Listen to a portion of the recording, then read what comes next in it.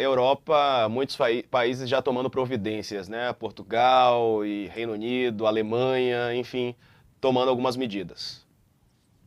Muitas medidas e, de fato, com uma preocupação agora continental, a Ursula von der Leyen, presidente da Comissão Europeia, recomendando que todos os voos para essa região da África, não só a África do Sul, sejam suspensos.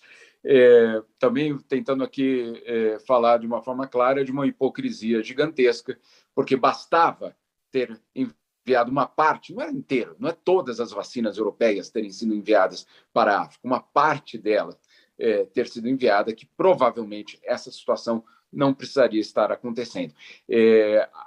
Existe uma percepção muito grande de que você tem o nacionalismo e as regras de mercado ainda vencendo nessa disputa com a saúde pública. Né? Nacionalismo justamente por conta de líderes que pensam, vou vacinar a minha população e fechou, e está encerrado, ou da parte do mercado com as empresas dizendo quebrar a patente de jeito nenhum, afinal de contas, ela é minha, né? Essa vacina é minha. Ela é sua, mas ela eventualmente pode justamente gerar uma situação muito perigosa.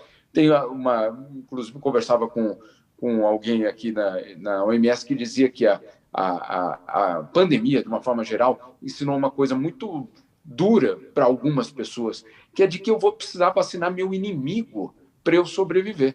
Eu vou precisar chegar ao adversário e garantir a proteção do adversário para garantir a minha própria proteção, né? Ou da minha família, ou da minha cidade, ou da minha nação, já que a gente está falando de nacionalismo.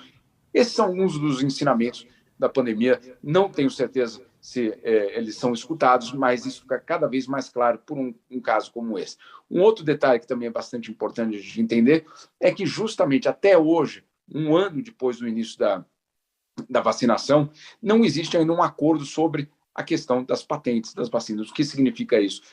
Algumas empresas desenvolveram vacinas, verdade, a ciência venceu, agora o que também venceu é o mercado. Por quê? Porque essas empresas continuaram detentoras das patentes, não abriram as patentes e, portanto, outras empresas pelo mundo não puderam fazer versões genéricas. Você poderia dizer, mas calma aí, não seria meio injusto, afinal de contas, esses aqui foram os que investiram e chegaram numa vacina e aí distribuir?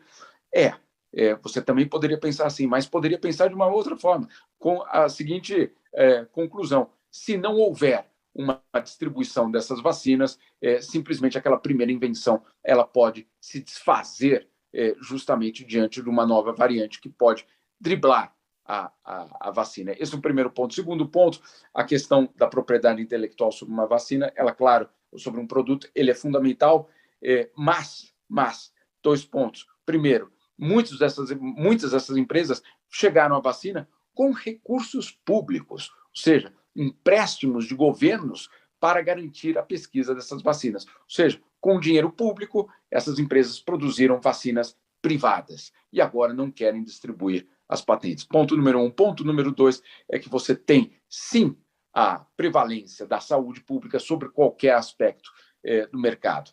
Mas, um ano depois do início da vacinação, ainda não existe essa quebra de patentes ou essa distribuição de patentes. É tão absurda a situação que há poucos meses foi descoberto uma empresa, uma das poucas empresas que existia na África do Sul de produção de insumos para as vacinas, eles exportavam insumos para a Europa produzir as vacinas. Ou seja, né, você tem uma situação, e hoje, da onde vem a mutação? Justamente do sul do continente africano.